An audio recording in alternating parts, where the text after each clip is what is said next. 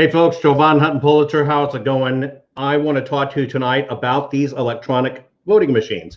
Don't have a lot of information on the Supreme Court stuff. Let's just talk about electronic voting machines. And I asked a question on the screen. Martinez Lola wrote, heck no. The question was, do you trust these electronic voting machines?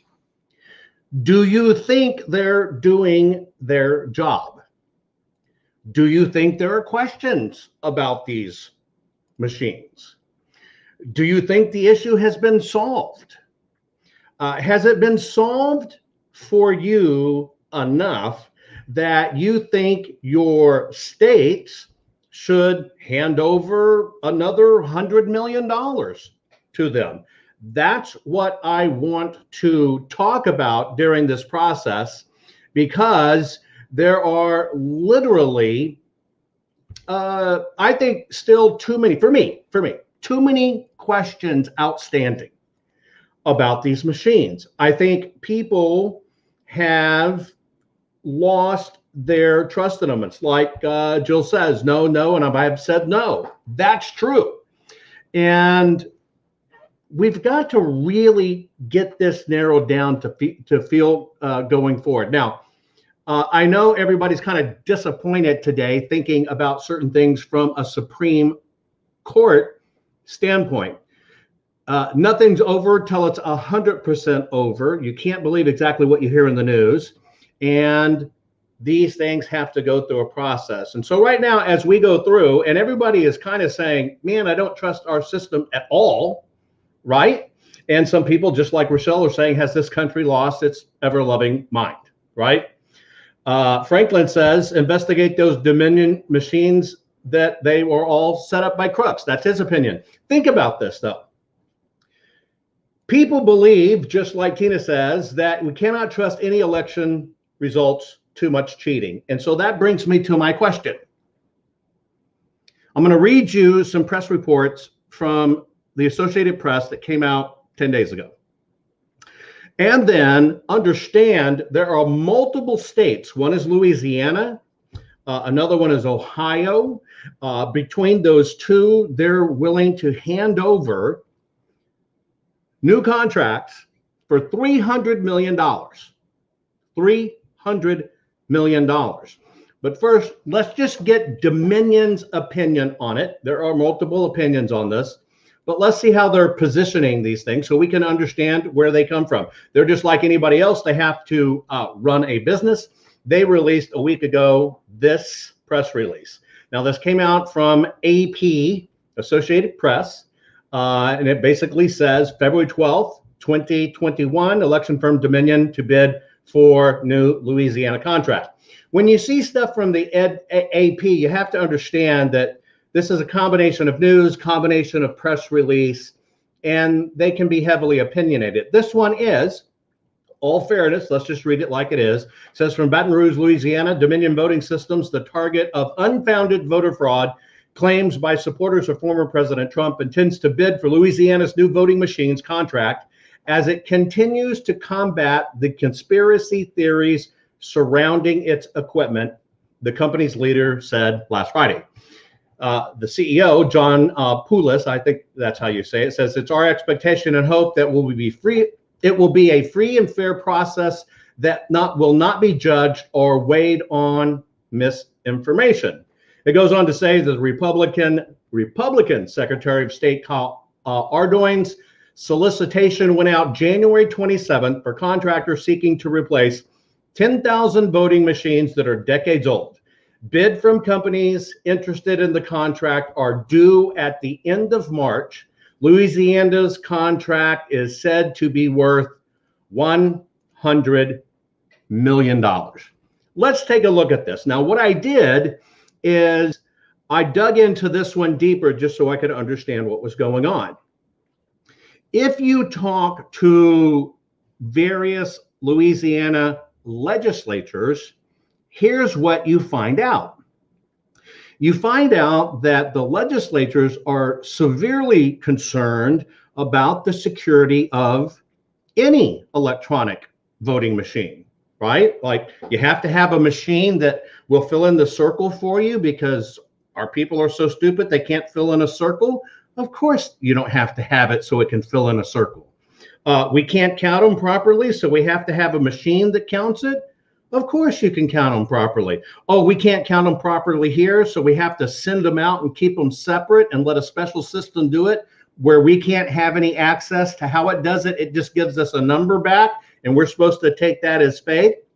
Think about that. These are all the issues that people are having with these systems. But in Louisiana, various lawmakers, multiple lawmakers I've talked to now, are all talking about how people just aren't listening. The people with the purse strings just want to do business as usual.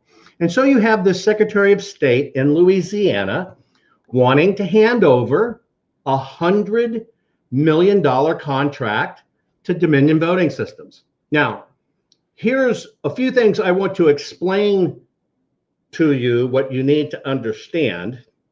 But first, let's just use some logic, because sometimes we're not using logic when it comes from the standpoint of, okay, what's going on? What's happening? How do we even get to the bottom of this? So here's the first thing. You actually heard Dominion and AP say that it was all conspiracy and it was unfounded. So I have a question for you that I think is very simple. I've said this before. I'm not satisfied. Tell me how you feel about it. Let's take some of these larger states, 5.5 million votes. And they claimed we audited them from top to bottom and we didn't find anything wrong. However, when you look at the numbers of their audit, you find out that they audited 18,000 plus ballots, 18,000 out of 5.5 million. 18,000. And when you do the math of how many precincts that covers, it's only about 4 individual ballots. We're talking 4 individual sheets of paper for any one voting place that you went and voted. And you know everybody was standing in lines, and that doesn't even include the mail-in, but they're going to look at 4, maybe 5. So I ask you, is that enough of an audit to say, oh, these machines are valid and nothing is wrong? See, that's my issue here. You know, history should be what's dictating this for me. Because let's just look at this last election through the optics of history. Number one, 2020 was the largest turnout in history for dead voters. No, I'm only kidding. Anyway, 2020 was the largest turnout in history of American voters. That's a on the record fact. Okay, so we're going to call that history. The second part of that is it is the most expensive election year ever in the history of voting. 2020, there was an estimated $14 billion spent on those elections. Next, it was the single largest mailing ever in history of absentee ballots. So we have 3 precedents that are historic. So I ask you the following. If everybody's up in arms, even if just 10% of this nation was up in arms, if 30 million people, from children on up, 8 to 80, crippled, blind, and crazy, they can't walk, we'll carry them, doesn't matter, whatever age. But even if there were just 33 million people upset, 10% of the nation, don't you think that's worth looking into? But yet, we accept as a nation a fractional, truly not transparent audit of 1/3 of 1%, and we say that's what validates the system. So I ask you, if our past election was the most historic election ever in many, many, many ways, don't you think that maybe it's time to do something else historic? And that's do the most historic audit of all and put this all to rest Why would any company ever want to be under a cloud of suspicion? That's just bad for business. Now, granted, in this particular scenario, the media is on your side, so the media is going to provide cover. But what if that wasn't the case? Don't you think that a company under suspicion would want everything out? All audit every bit of it, just like Lori said, audit every bit of it. Don't you think they would want that to get out from under the guilty suspicion out there of something happened wrong? And so the question is it time, since we can acknowledge the historic significance of this election, first female vice president, first person of color, which is technically not correct. Did you know that Dwight Eisenhower was actually mixed race? Go look it up. Anyway, but they forget that. But so let's just think about that. It was incredibly all these record breakers. Don't you think that shouldn't we just ask for the same precedent? If this was this historic, and if we can all accept it was just the most historic election of all, can't we all accept that, hey, maybe just to finally put all this crap to rest, shouldn't we just do a historic audit at the same time? Because I submit to you, if there's no corruption, and if it's all fake, and we're wasting all of this time, and everybody's calling it conspiracy, why don't we just put that to rest and do a historic audit at the same time? Hell, if they can prove it, give them more money for the machines. Why battle over this piddly stuff if it's not real? It's kind of like the Bigfoot scenario, right?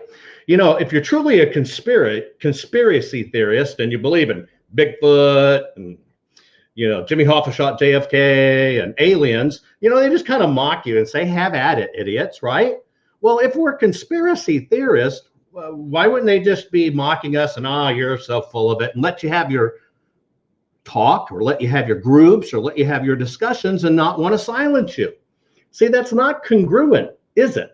Because if you're truly wackadoodle, right, and you're thinking like a labradoodle, right, then let people at it. But see, there's a problem with that, and the disconnect is there may be something there. So why don't we just put an end to this? Well, the answer is you can't put an end to this when it's really just the way it's done. It's just the way it's done.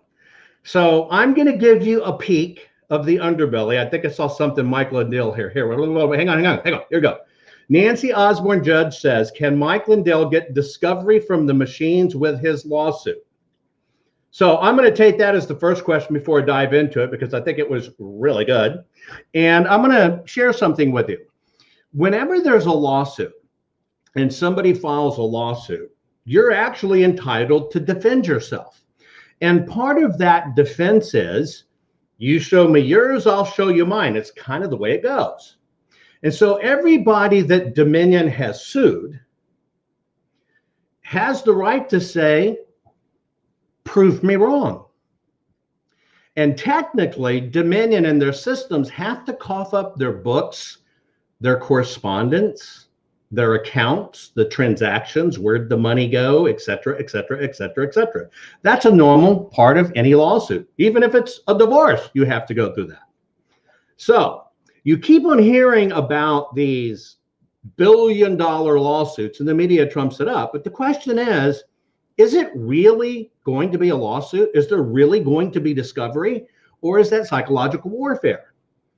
Because as you hear Mike Lindell saying, and I've heard him say it, bring it on, let's go, rush it, let's go, bang, show me, let's open the books, let's go. Because you're technically correct, Lori, that if there's a suit, he has a right now to see the numbers.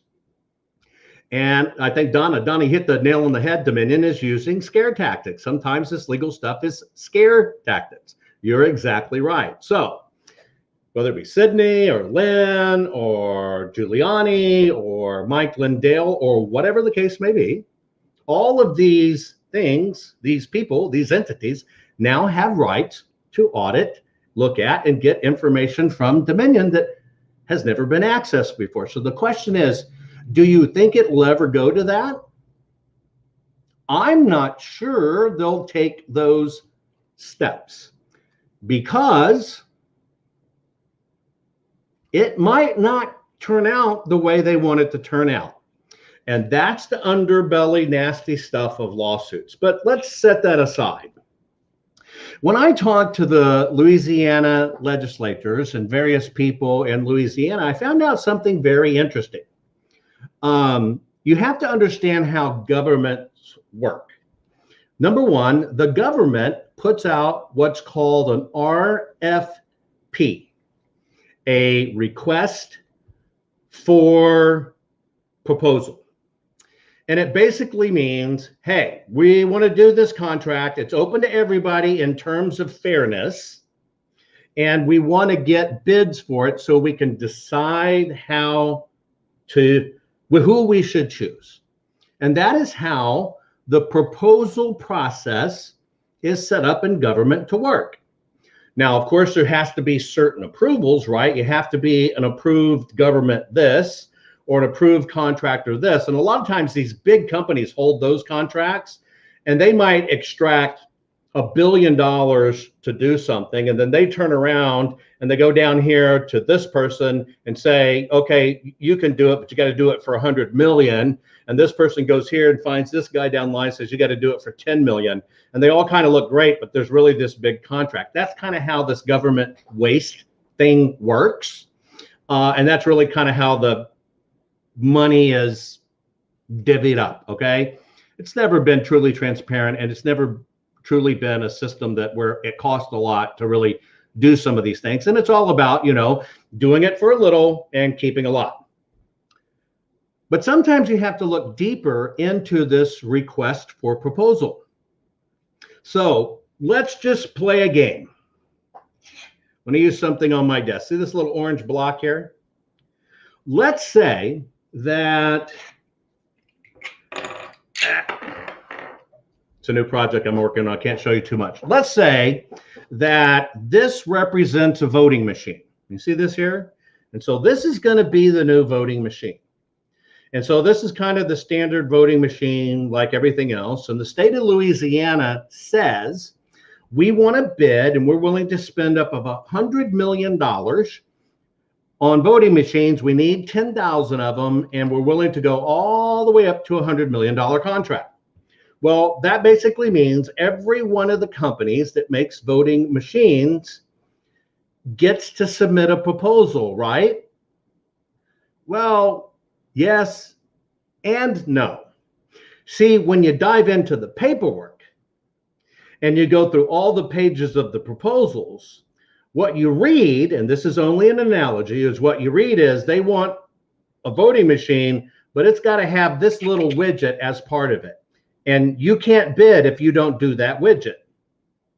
Now, what if I told you there were 50 different manufacturers that could do this, but only one of them had this? Do you get my point? Was that actually a request for proposal? Was it actually fair and open for everybody? No, it was actually, yes, we want voting machines, but we got to make sure it's this and this. And they know only one company in the world has that little bitty feature. Do you get how it works? So it really looks like, you're right, SD Bowker 2, sole source. They're the sole source. That's what really happens up under the covers of looking at these things, is it looks like it's fair and whatever, but it's actually written in a way that it's $100 million and we know only one company can actually fill it. It looks like it's kind of transparent, but it's not, because that's not how it works. And so even though you can have states tout about this, many times they're not doing what their citizenry wants. They're doing what they want to do. So let's go back to my screen and let's go further down into that AP bid on Louisiana contract. Let's kind of look at it again. And so we're looking at it here, and it says Republican Secretary of State Kyle Ardoins, right? I actually saw it last night because he has a hashtag GO in GEAUX, Go Vote, which is a Louisiana thing. And the new hashtag that's trending is Go Vomit, GEAUX, Vomit. And it's over this potential contract that is estimated to be worth up to $100 million. And basically, you have Dominion saying, we have been a proud partner to Louisiana and specifically the election officials in Louisiana for quite some time. And we are very proud of our record there. Well, what's going on is even in Louisiana, certain legislatures are not even willing to discuss this. They just flat ass tell their constituents, we're not going there. We're not going there. And then they write these things. You know, this has always been an issue down there, but some of these things are specifically written in a way where it doesn't matter. Okay? It doesn't matter because they're going to do it anyway. And then look at this. There was an election protest filed by the Election Systems and Software, ES&S. Louisiana Chief Procurement Officer said Secretary of State office didn't follow the legal requirements in choosing a winning vendor. And of course, Androin, basically, he disagreed with it because he wants to get to Dominion, and Dominion disagreed with it. And if you look at the actual bid, well, only one can really actually win it. So this is how a lot of this stuff is shuffled underneath. But then you also find out that all of these voting companies, every one of them, actually donate money to all sides. So they got money they stick out to Republicans and money they stick out to Democrats. So it looks like they're playing with everybody. Because what are you going to do? Bite the hand that actually supports you? Because that's what you're faced with doing. And so my question is, if this was the most historic election ever, if this is the most controversial election ever outside of 2012 Putin's election, go back, watch my video on that, is maybe it's time. Maybe it's just time for something different. Maybe it's time to not just accept small audits, 1/3%, right? 1/3 of 1% or even 1%. Maybe it's time to stop the old ways and do the new ways because these contracts are getting pretty big. Let's look at some of these other ones. Let's go Georgia. Georgia wants to get rid of their voting machines now, okay? And this is a brand new story, but they actually did over $100 million buy. It actually was more than that because Raffensperger, I think, awarded a $180 million contract leading up to this current election. So there was a lot of money that changed hands with these things. And so I submit to you a few things. There's either, in my book, there's only two things that should happen here. Number one, we should either put this questionable elections, how machines might have done nefarious things, or how there might not have been proper ballots, or there might have been illegal voters or whatever. If everybody's saying there's no proof of it, okay, then tell you what, let's stop fighting over no proof of fraud. It's okay, set it aside. Now what we need to do as a country is we need to decide, do we even trust the voting machines? Germany got rid of their electronic voting machines, deemed them too dangerous and unconstitutional. So did a lot of other countries. They saw this coming long before we did. And so So put the election aside. If there's no corruption and there's no nefarious activities, okay, take it at face value. Don't worry about it. But now when states are about to re-up hundreds and hundreds and hundreds and hundreds of millions of dollars for these very systems, tell you what, how about just giving us voters a little confidence and let's really do an audit so we know if something's broke, we at least get it fixed in these new ones and know it won't happen again. You think that'll happen? No. Do you even think they'll do a reasonable audit? No. Do you think they would do 100% audit on anything? No. Don't you think they should to be able to spend your money? Let me ask you a question. When it comes to your tax bill for your state or your property or anything else, or even your banking and deposit, don't they count it down to the exact penny and it must be exact?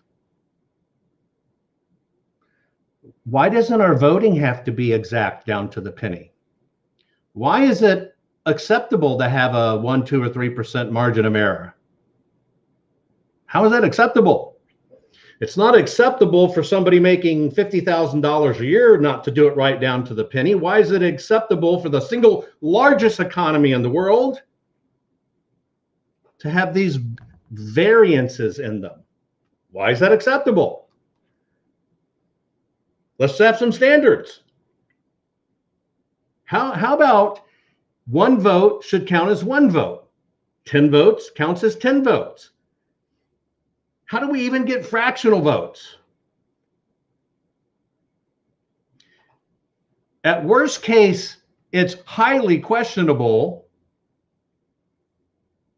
At best case, it's like some comedic bit on comedy TV about short people voting, and it's done by height. Can't you see the just hypocrisy in this? So maybe here's what we do. If you're going to spend another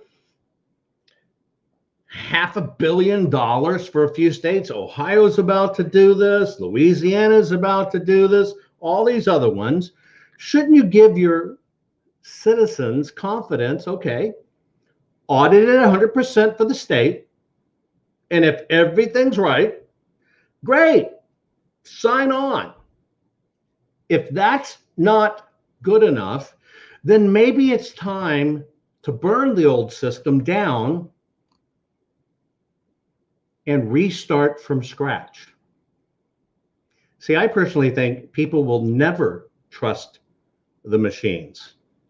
Now, maybe that's part of the ploy, because remember, if elections are questionable, and if you think your vote doesn't count, you stop voting. And if right now conservatives stop voting because they think their votes don't count, and therefore only liberals vote because they know their vote counts, you don't ever need to rig another election, do you? We have self-driving cars, folks. Self-driving cars. That if you've got the money, you can plop it down and it's yours, and you can allow that car to drive for you. But yet we still think we need machines to fill in our screwing little ovals on the ballot because we can't mark them? No. You know why the machine fills in the oval? Because it's the same ink with the printer, and therefore you can take any ballot already printed in and feed it into the machine and it'll count. That's not rocket science, folks. It's not rocket science. We can now fly rockets to the moon, bring them back, and reuse those things. But we can't fill out a ballot right. We can't count a ballot right.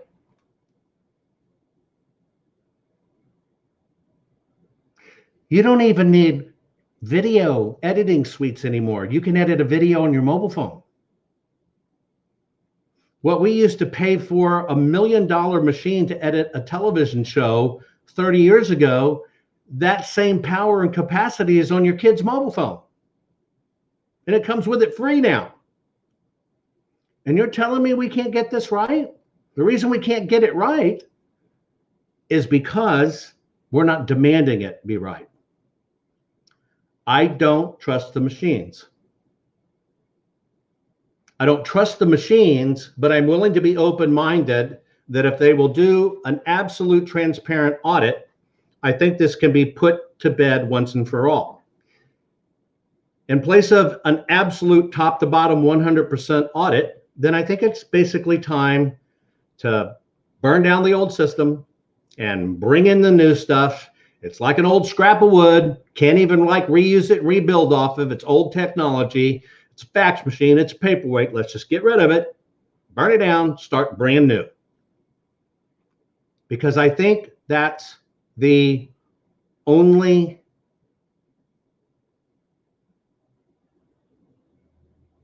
way we get past this. So send me your comments. Please share this, folks, and let me know what you think. But there are states, Louisiana's one, Ohio's another one. They're about to spend hundreds of millions of dollars on contracts all over again. It's your money. I think you should have a say. Anyway, share this. Take care. See you again soon. Bye-bye.